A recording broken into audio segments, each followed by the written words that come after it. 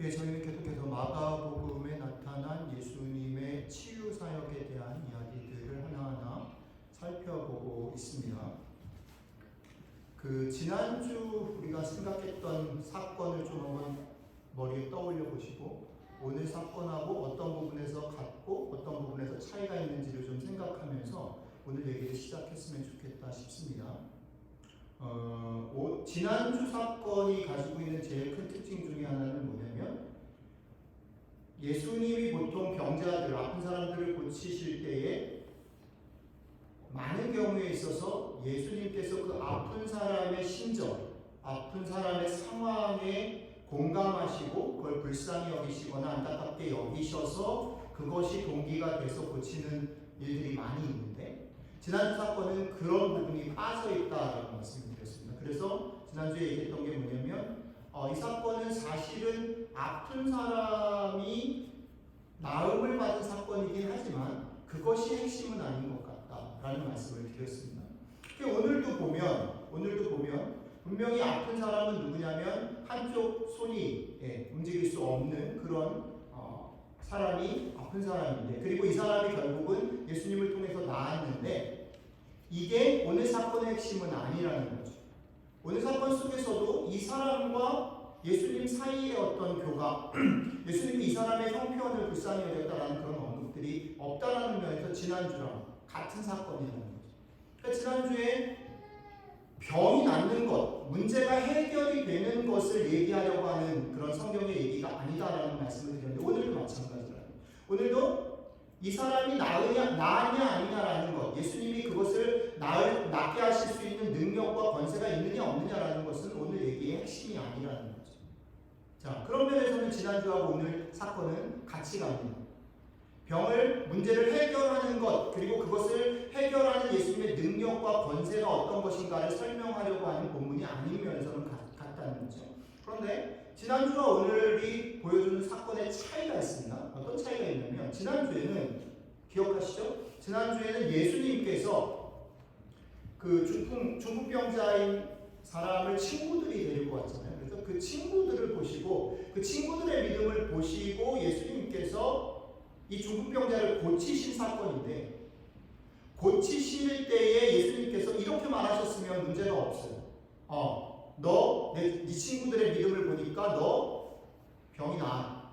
이제 돌아가라. 이렇게 말씀을 하셨다면 문제가 없는데 예수님께서 그렇게 말씀 안 하시고 병이 낫다, 병을 낫게 했다라고 말씀 안 하시고 뭐라고 얘기하셨냐면 내 죄를 사함받았다. 이렇게 얘기를 하시면서 예수님의 그 말 때문에 문제가 돼서 논쟁이 일어나는 거죠. 그러니까 지난주 사건의 논쟁은 누가 주도를 해서 일으켰냐면 예수님께서 주도해서 일으켰다는 거죠. 그렇죠? 그런데 오늘 사건은 그런 면에서는 차이가 있어요. 오늘 사건 속에서는 예수님께서 이 논쟁을 일으키신 흔적이 없어요. 본문은 어떻게 오늘 사건을 소개하고 있냐면 안식일이 됐는데 그 회당에 한쪽 손을 쓸 수 없는 사람이 있었고 그 사람을 보면서 계속해서 주목해서 보는 한 그룹의 사람들이 있었다라고 소개하는 거죠.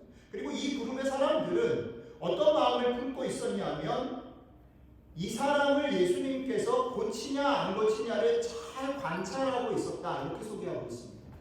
그러니까 오늘 이 사건 속에서 예수님과 이 사람들 사이의 충돌 혹은 디베이트, 그러니까 논쟁이 벌어지는 일들은 이 사건의 핵심인데 그 사건의 핵심은 누구 때문에 출발했냐면 예수님 때문에 출발한 게 아니고 이 사람들 때문에 출발했어요. 그러니까 그런 면에서 지난주랑 차이가 있는 겁니다.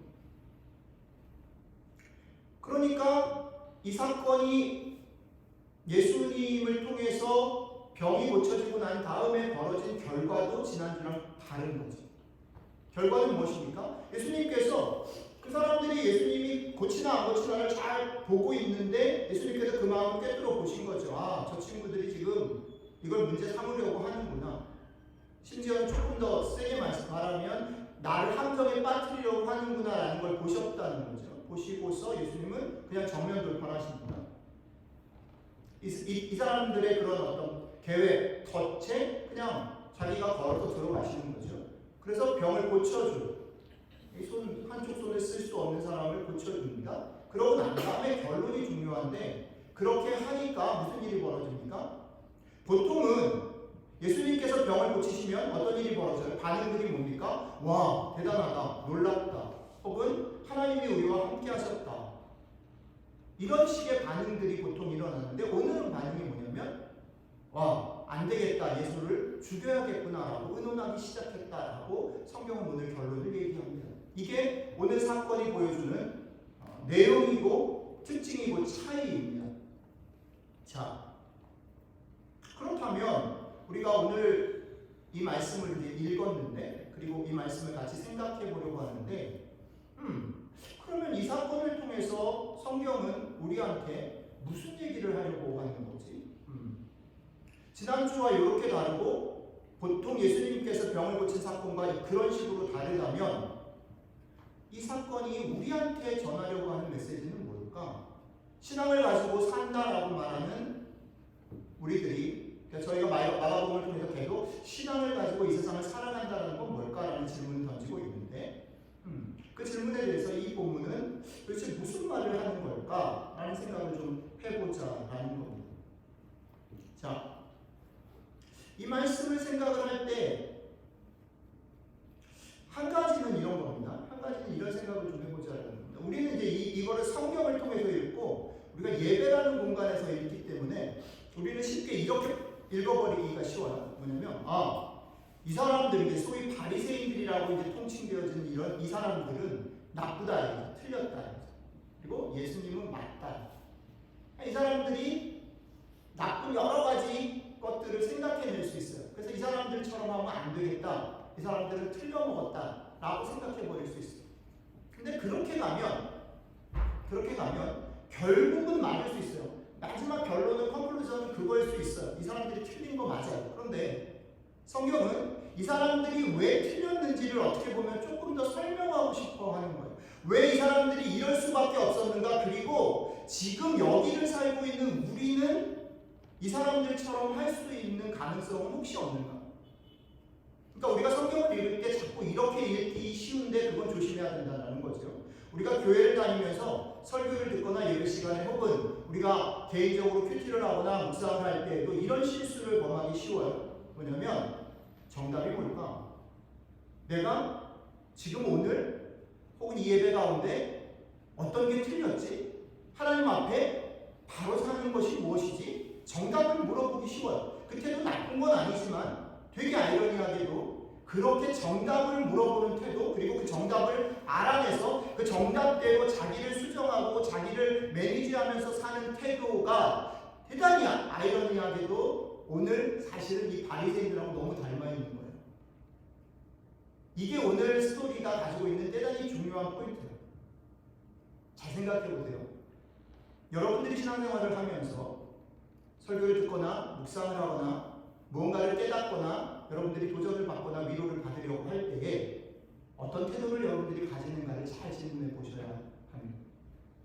성경은 때로는이 아니라 대부분의 경우에 있어서 우리에게 너 이렇게 살면 돼, 이렇게 살면 안 돼 라는 것들을 얘기하기보다는 그런 상황들을 소개하면서 그런 상황들 속에 너희가 있을 수 있고 너희가 실제 삶을 살아가면서 그런 문제들에 노출되어 있고 너희가 그런 사람이기 때문에 너희가 어떤 마음들로, 그리고 그런 우리들에게 하나님께서 말을 걸어오는 그런 것들로 성경이 쓰여져 있다는 사실들을, 비슷한 것 같지만 약간 다른 그 차이를 여러분들이 잘 가지고 설교 시간에도 그렇고 여러분들이 개인 묵상할 때도 성경을 읽고 받았으면 좋겠다라는 겁니다. 그러니까 성경은 좀 천천히 읽을 필요가 있고 성경이 흘러가고 이렇게 스토리를 이어나가는 그 프로세싱을 잘 이렇게 뭐랄까요? 음식을 막 먹고 배불러 이게 아니라 이게 얼마나 맛있는지, 이게 무슨 재료로 했는지 이런 것들을 잘 살피고 음미하면서 따라갈 필요가 있습니다. 오늘도 마찬가지입니다. 오늘 얘기를 우리가 이해하려면 바리새인이 틀렸어, 바리새인은 잘못했어, 바리새인은 예수님을 어떻게든 테스트하려고 했고 그러니까 틀렸어. 우리는 그렇게 하지 말아야지가 아니라 왜 그들이 그렇게 할 수밖에 없었고 그들이 그렇게 된 부분은 우리랑은 어떻게 닮아 있는지를 한번 생각해 보면서 천천히 걸어갈 필요가 있다는 거죠. 자, 그러면 그 마음을 가지고 가보겠습니다. 오늘 부분을 이해하려면 오늘 얘기 앞부분을 조금 읽어야 됩니다. 여러분들이 집에 가셔서 한번 보시면 좋겠습니다. 오늘 보면 앞부분을 읽어보면 어떤 사건이 나오냐면 예수님의 제자들이 안식일에 지나가다가 밀밭에 밀을 먹는 장면이 나오고 안식일에 제자들이 밀밭에 밀을 먹게 된 것에 대해서 바리새인들이 컴플레인하는 장면이 나와요. 그리고 그것에 대해서 예수님께서 너네는 안식일에 먹지 말라는 말만 중요하게 여기는데 사실은 그 말은 그것을 던진 의도가 있어 라고 설명하시는 장면이 나오고 난 다음에 이 사건이 벌어져요. 그러니까 바리새인들이 지금 예수님께서 한쪽 손을 쓸 수 없는 사람을 고치냐 안 고치냐를 바라보고 있다라고 말할 때 그 앞에 있었던 사건, 예수님이 안식일에 병을 고칠 수도 있고 안식일에 먹을 수도 있다라는 그 말을 하셨다라는 걸 전제로 깔고서 생각을 해야 돼요. 자, 그리고 또 하나 생각해 보는 게 뭐냐면 우리는 성경을 2000년 전 일어난 사건들을 지금 읽습니다. 그리고 우리는 마가복음 있는데 마가복음 전체를 알고 있어요. 스토리를 다 알고 있다는 거예요. 그죠? 이게 무슨 말이랑 똑같은 거냐면 이런 거죠. 프리미어 리그가 있는데 프리미어 리그가 올해 2024년에 누가 우승했는지 우리가 이미 알고 있어요. 그리고서 이미 알고 있어요. 누가 우승했냐면 제가 좋아하는 토트넘이 우승했어요. 알고 있어요. 알고 있는데 시간을 돌려서 토트넘이 맨유랑 지금 게임하는 거를 돌려서 보고 있는 거예요. TV로. 그런 사람은 뭐가 문제냐면 토트넘이 이겼다는 걸 이미 알고 있어. 손흥민이 한 3골을 넣었다는 걸 알고 있는 사람은 지금 토트넘하고 맨유가 게임하는 것이 재미가 훨씬 없어요. 그죠? 아슬아슬하지도 않고 이미 이겼는데 뭐. 성경을 읽을 때 우리가 조심해야 되는 게 이런 거라는 거죠. 바리새인들이 예수님을 지금 고소하려고 딱 노려보고 있는 이 상황 속에서 바리새인들한테 예수님을 어큐즈할 수 있는 스탠다드는 뭐냐면 율법이에요. 특히 오늘에서는 안식일날 무엇을 하느냐 마느냐라는 것이 그들의 예수님을 고소하고 예수님을 지금 트랩에 빠뜨릴 수 있는 중요한 근거의 스탠다드예요. 그런데 지금 우리는요 그게 별로 중요하지 않잖아요. 그죠? 여러분들이 지금 주일날 뭐 사먹고 배고프면 심지어 목사인 저도 주일날 팬이를 데리러 가다가 배고프면 타태에 들어가서 뭘 먹는다는 거예요. 문제가 안 되는 거예요. 이거는. 우리한테는 공감이 안 되는 얘기예요. 그런데 그걸 똑같은 기준으로 갖다가 적용해 놓고 바리새인은 틀렸어라고 얘기를 한다면 뭘 놓치는 거냐면 바리새인 당시에 예수님 당시에 지금 이 사건을 어큐즈하는 바리새인들의 태도를 그 무게를 우리가 느끼지 못하는 거예요. 그죠? 그렇다면 지금 우리한테로 이거를 가져왔을 때 이거는 주일날 뭘 사먹냐 아니냐의 문제가 아니라고 생각을 해야 되는 거예요. 그죠? 어느 정도 무게를 생각해야 되냐면 여러분들이 삶을 살아가면서 이거는 하면 안 돼. 이건 나쁜 거야. 이거는 감옥 갈 일이야. 이거는 경찰이 와서 나를 잡아갈 거야. 이거는 내가 신앙인으로서 도저히 할 수 없는 일이야 라고 생각되어지는 정도의 무게를 가진 사건을 갖다 놓고 얘기를 해야 게임이 되는 거예요. 적어도. 무슨 얘기인지 아시겠죠? 그렇게 안 하면 바리새인이 지금 예수님을 바라보면서 하고 있는 것들이 무조건 바리새인은 나쁜 거죠. 바리새인이 당시에 안식일을 지키는 것을 그렇게 중요하게 여긴 그 무게를 우리가 지금 나한테는 그게 뭐지? 라는 질문을 하면서 읽어야 된다는 거죠. 자, 그 다음에 또 하나는 잘 보시죠. 이 얘기를 바리새인만이 아니라 예수님을 싫어했던 바리새인만이 아니라 거기에 같이 있었던 사람들도 다 커먼 센스로 공감하는 것이어야 돼요. 그러니까 그런 게 뭘까? 사람마다 좀 다를 수 있을 것 같아요. 지역마다 다를 수 있고 문화마다 다를 수 있고 여기서 태어난 2세들이 다르고 또 한국에서 유학은 1.5세 다르고 저처럼 아예 1세도 또 다르고 기준들이 좀 다르겠죠. 그런데 여러분들한테 제가 도전하고 싶은 건 뭐냐면 여러분들이 신앙적으로 아니면 여러분들이 문화적으로 이건 잘못된 거야 라고 여러분들 가정에서 여러분들 교회에서 혹은 여러분들 친구들하고 이건 잘못된 거야 라고 커먼센스로 공감하고 있는 어떤 사건을 떠올리셔야 된다는 거예요. 지금 바리새인은 그 위에서 지금 예수님하고 논쟁을 하고 있어요. 그 위에서.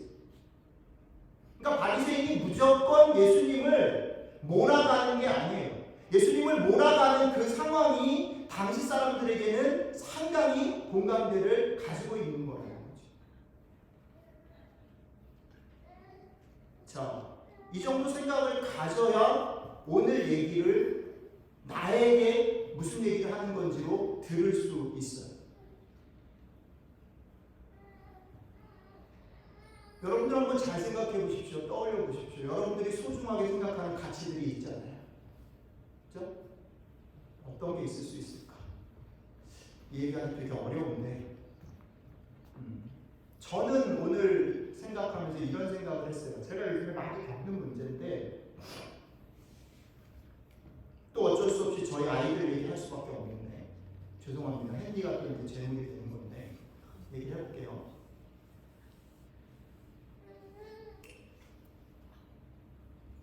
밖에 나갔다가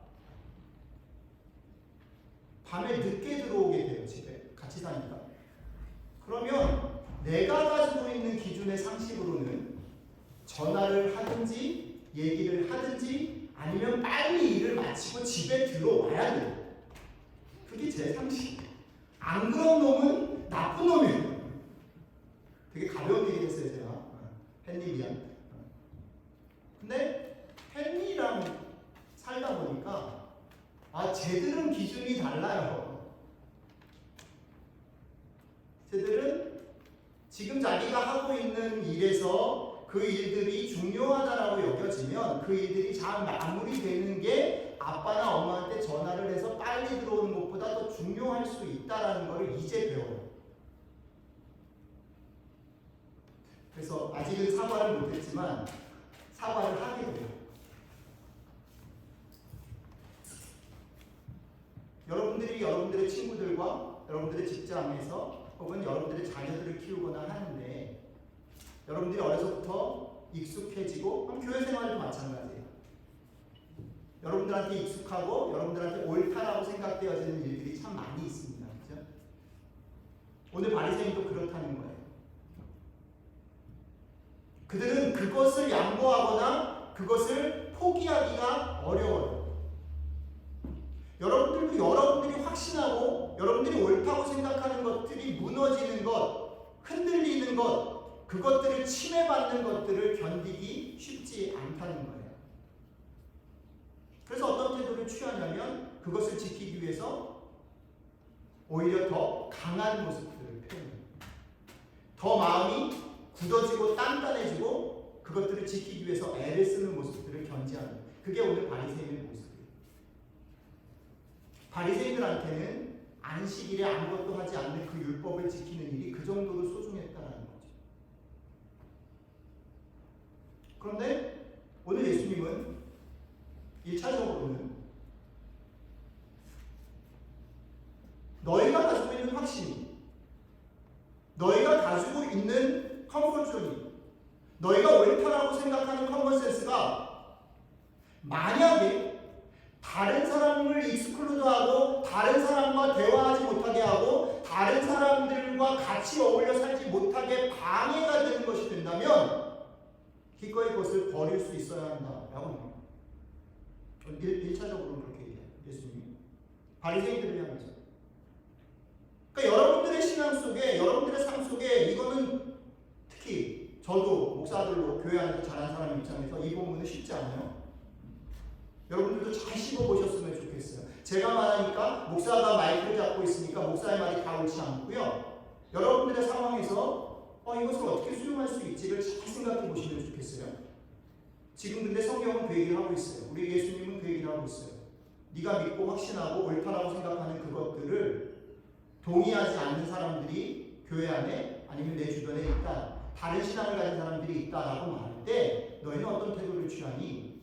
그런데 내가 볼 때는 그 태도가 그 다른 사람과 너와의 커뮤니케이션을 막고 방해하고 그 사람, 다른 사람을 익스클루드하는 방향으로 가는 것은 내가 볼 때 옳지 않아 라고 성경이 말을 하고 있다는 거. 1번 마음에 드시고요. 그 다음에 두 번째는 조금 더 적극적으로 예수님이 이 얘기를 합니다. 바리새인이 지금 취한 태도가 문제가 1번은 자기가 갖고 있는 확신을 가지고 다른 사람과의 대화가 안 되고 점점점 자기 안으로 좁혀드는 것에 대한 문제를 수동적으로 제시했다면, 적극적으로는 두 번째 예수님이 분노한 지점은 뭐냐면, 너네가 가지고 있는 확신을 지키기 위해서 다른 사람을 트랩으로 만들고 다른 사람을 함정에 빠뜨리고 다른 사람을 괴롭히는, 하나님께서 율법을 주신 목적은 그 율법을 잘 지키느냐 아니냐가 아니라 결국 그 율법을 지킴으로 사람들과 원래 하나님께서 만드신 샬롬, 평화를 회복하는 쪽으로 가야 되는데 그 의도를 까마득히 잊어버리고 너네가 갖고 있는 확신을 지키기 위해서 어떻게 해요? 사람들을 사랑하는 것이 아니라 사람들을 미워하고 증오하고 몰아내는 쪽으로 사용하고 있다. 그게 화가 낸다. 게다가 어디까지 가냐면 그걸 하기 위해서 치사하게 계략을 짜는 데까지 갔다. 그게 화가 나는 거죠. 예수님 아버지. 그러니까 오늘 메시지의 두 번째는 뭐냐면, 적극적으로 여러분들이 신앙으로 산다라고 말할 때 이것을 명심해라. 어떤 것을, 그러니까 믿는 사람이 해야 된다라고 보통 주변에, 여러분들 주변에 있는 분들이 교회 다니는 사람들이 이래야 돼, 신앙 가진 사람이 이래야 된다라는 기준들이 있을 수 있는데, 그 기준을 지키는 것보다 더 중요한 게 있는데 뭡니까? 여러분들이 만나는 사람, 하나님이 여러분들을 만나게 한 그 사람을 사랑하는 태도로 그렇게 하느냐 아니냐라는 질문을 먼저 해야 된다라는 얘기를 하고 있는 거죠. 자, 이 얘기를 이제 조금 원론적인 얘기를 했으면 구체적으로 좀 적용해서 두 가지로 얘기를 드리고, 그 다음에 저희 교회에 대한 얘기를 조금 하면서 오늘 얘기를 마치겠습니다. 금방 원론 얘기 두 가지를 드렸는데, 수동적으로 혹은 소극적으로 우리가 오늘 본문 말씀을 이렇게 적용해 보면 좋겠다 싶습니다. 여러분들이 신앙을 갖고 이 땅 가운데 살아갈 때에 제발 여러분, 신앙을 가졌기 때문에 오히려 그 신앙이라는 기준에 갇히지 말고 그 신앙과 다른 것들을 가지고 있는 사람들을 향해서 열린 마음으로 사시기를 바랍니다. 제가 좋아하기도 하고 오늘 본문에 적합한 그런 말이 있어서 하나 코트를 해왔는데요. 아마도 이걸 세인트 어거스틴이 했다라고 전해지는 말인데, 이런 말이 있습니다. 본질에는 일치를, 비본질에는 자유와 관용을, 모든 일에는 자비와 사랑을 베풀도록 하십시오 라는 말을 어거스틴이 했다라고 할게요. 이 말을 잘 담아주시면 좋겠습니다. 여러분들이 신앙을 가지고 살아간다고 할 때에 본질적인 것에는 일치를 추구하십시오. 본질적인 것이라는 건 뭐냐면, 내가 옳다라고 생각하는 것이 아니라 성경이 아주 근본적으로 본질적으로 동의하는 것은 뭐냐면, 서로 사랑하고 더불어 살라는, 경쟁하고 막 이러지 말고 그 본질적으로 서로 사랑하기 위한 것에는 일치를 추구하라는 거죠. 그런데 그것 빼고, 서로 사랑하고 더불어 사는 일 빼고 나머지 부분에서는 나랑 다른 사람에 대해서 관용하고 자유를 베푸시라는 거죠. 그리고서 모든 일에 사랑하며 더불어 살기를 힘쓰십시오라고 얘기했습니다. 이 말을 여러분들의 신앙생활 속에 대단히 마음속에 품고 자꾸 씹어보시면 좋겠다 싶습니다. 곰곰이 우리 삶에 잘 적용해보면 이런 겁니다. 여러분들이 사실은 어떤 경우에 있어서 신앙 때문에 다른 사람과 갈등하는 것처럼 보이고 교회 안에서도 그래 보이는데, 되게 근본적인 것 때문에 갈등하는 것처럼 사실은 보여지는데 잘 들여다보면 그렇지 않고요. 우리는 뭐 때문에 갈등하냐면 비본질적인 것 때문에 갈등해요. 제가 나를 안 쳐다봤어. 제가 내 말을 씹었어. 내가 카톡을 보냈는데 준이가 이틀이 됐는데 답을 안 했어. 이런 것 때문에 화가 나요. 준이가 신앙적인 태도를 안 보였기 때문에 화가 나는 게 아니라 제가 나를 무시했기 때문에 화가 나는 거예요. 여러분, 이게 대단히 웃긴 얘기지만 대단히 중요한 얘기라는 거예요. 사실 우리가 대단히 많은 가치와 신앙 여러 가지 많은 이름을 걸지만 사실은 그 많은 것들이 우리의 선입견 혹은 우리의 좁은 확신, 우리의 편견과 다친 마음 때문에 벌어진다는 사실들을 잘 기억하시면 좋겠습니다. 그게 사실 실제예요. 하나님께서 본질적으로 일치하기를 원하는 것은 그렇게 많지 않아요. 그리고 대체적으로는 그것이 우리를 그렇게 괴롭히지 않아요.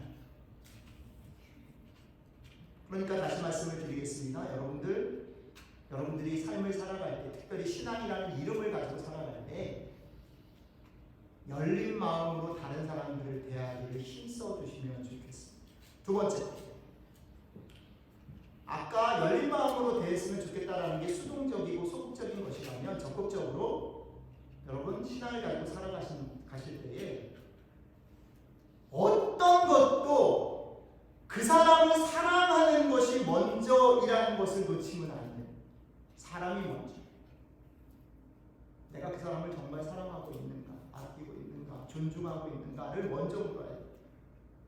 제가 틀렸는데, 제가 저걸 고쳐야 되는데, 제가 잘못했고 내가 맞는데 따지기 전에 그렇게 행동하고 나랑 관계 있는 저 사람을 내가 정말 사랑하고 존중하고 있는가를 먼저 물어야 된다. 오늘 본문 속에서 바리새인들의 태도는 우리가 이해하는 것과는 조금 달리 그 당시 속에서는 예수님을 고소하고 예수님을 규제하는 그 일들에 일리가 있었어요. 받아들일만 했다고요. 그런데도 예수님은 그들의 태도에 대해서 분노하셨어요. 왜? 그들이 취한 그 태도가 객관적으로 일리가 있지만 그럼에도 불구하고 뭐가 홀라당 빠졌냐면요, 사람에 대한 배려가 빠졌어요. 지금 뭘 더 깊게 생각해야 돼요? 지금 한쪽 손을 쓸 수 없는 사람이 얼마나 아프고 힘들고 어려운지, 이 문제가 그 사람에게 얼마나 심각한 문제인지를 생각했어야만 하는 거지요.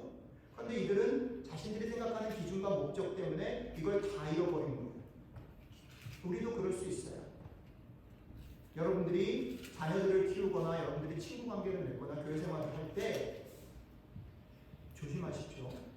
아니, 조심하지 말고 더 적극적으로 이 말을 새기십시오. 뭐요?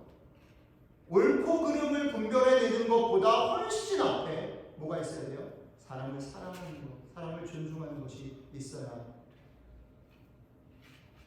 그게 율법을 주신 근본적인 하나님의 마음. 무엇을 지키는가 아닌가를 결정하기 전에 사람을 사랑하고 있는지 존중하고 있는지를 먼저 물어야 되는 이유인 거죠. 그리고 그 기준 위에 서서 여러분들의 결정과 행동을 해 나가시기 바랍니다. 자, 이게 오늘 말씀 끝입니다. 마지막 저희 교회 얘기를 조금만 하고 마칠게요. 2024년을 생각하면서 여러 가지로 생각을 하고 무엇을 디딤돌교회가 어떻게 갔으면 좋을까? 저희는 이렇게 무슨 교회 다니자 이런 건 없어요. 근데 제 마음속에 기도하는 게 있어요. 그 뭐냐면 제가 혼자 생각해내는, 그리고 아침마다 기도하고 있는 2024년 디딤돌 교회는 모든 사람이 주인으로 같이 교회를 세워가는 해가 됐으면 좋겠습니다. 라는 게 제 기도. 여러분들한테도 몇 번 얘기했어요. 한 주를 왔다가 가는 손님조차도 주인처럼 오는 교회가 됐으면 좋겠다라는 생각을 했어요. 그리고 계속 기도하고 있어요. 근데 그 기도를 하나님이 조금 저는 오늘 말씀을 준비하면서 들어주신 것 같다는 생각이에요. 힌트. 뭐냐면 이런 게 되려면, 이런 교회가, 이런 공동체가 되려면 뭐가 있어야 되냐면 오늘 이 말씀이 우리한테 딱 박혀줘야 되는 거예요. 처음 온 사람이 여기가 내 교회야 라고 생각하려면 이미 기존에 있는 사람들이 널널해야 돼요. 기존에 있는 사람들이 주인같이 꽉 쥐고 있으면 들어올 틈이 없어요. 근데 이 사람들이 널널하고 해볼래하면 틈이 많아가지고 막 이렇게. 저는 우리 교회가 그랬으면 좋겠어요.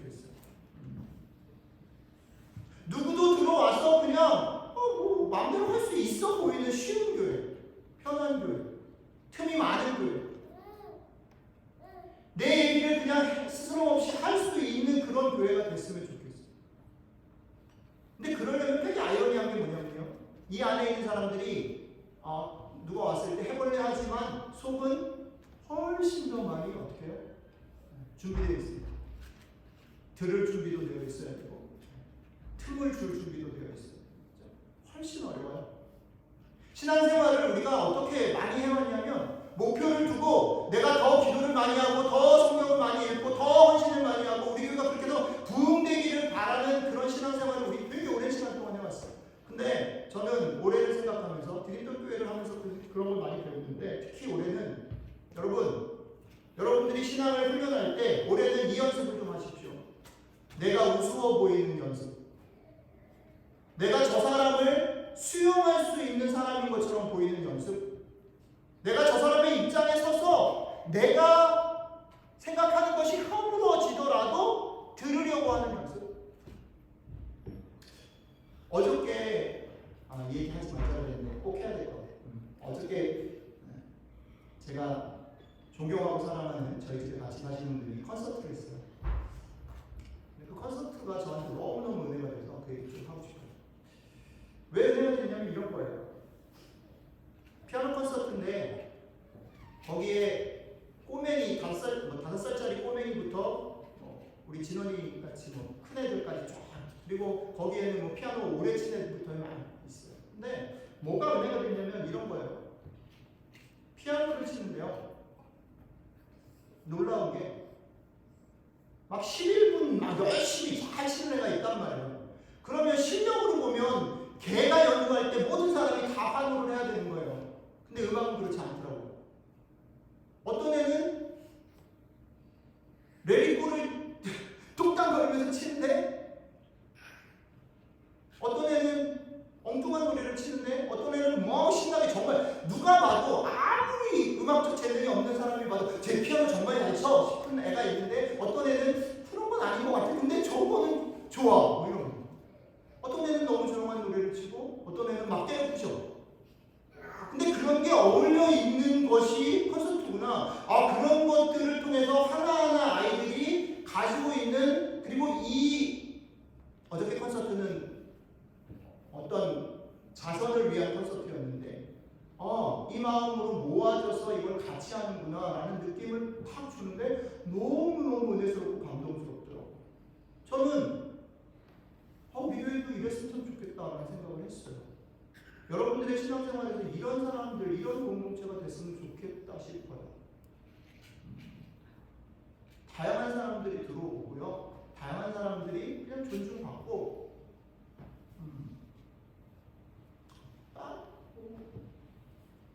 나도 들어갈 수 있는 교회.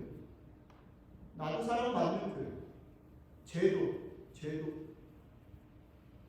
그래서 여기에 오면 좋고 반찬 하나 놓고 먹는데도 왜 그 밥이 맛있다라고 여기냐면 그런 게 있기 때문이라고 저는 확신해요. 그런 교회가 됐으면 좋겠어요. 그러기 위해서는요. 여러분들의 믿음이 여러분들의 경험과 여러분들의 확신 위에 서 있으면 안 돼요. 여러분들의 믿음이 어디 위에 서 있어야 돼요? 그것 훨씬 위에 계신 하나님 위에 서 있어요. 하나님이 그렇게 하셔서 우리는 우리가 됩니다. 우리가 그것을 잘했기 때문에가 아니라 우리에게 은혜를 베푸셔서 우리를 지으셨고 우리를 구원하셨고 우리를 지금도 유지해 가시는 하나님 때문에 우리가 크리스천이 되고 교회가 됩니다. 그렇기 때문에 그 책임은 우리가 질 필요가 없어요. 우리가 따질 필요가 없어요. 우리는 그저 그 은혜에 감사해서 사랑하는 품을 내주는 받아들이는 여러분들과 저가 그리고 우리 교회가 올 한 해 그런 교회가 되기 위해서 하나님의 은혜를 더 많이 경험하고 누리고 나누는 교회가 되었으면 좋겠습니다. 같이 기도하겠습니다.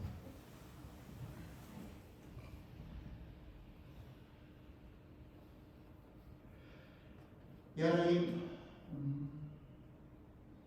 저희가 신앙생활을 하면서 지켜야 할 것 같고 또 지켰기 때문에 뿌듯해하고 자랑스럽게 생각했던 많은 것들이 있었습니다. 지금도 그런 것들이 있습니다.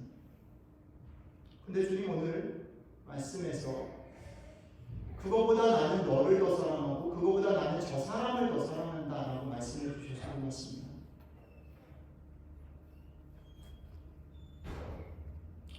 주님이 우리에게 명령하신 것을 지키는 것보다 사람을 사랑하는 일이 훨씬 더 어렵습니다. 주님,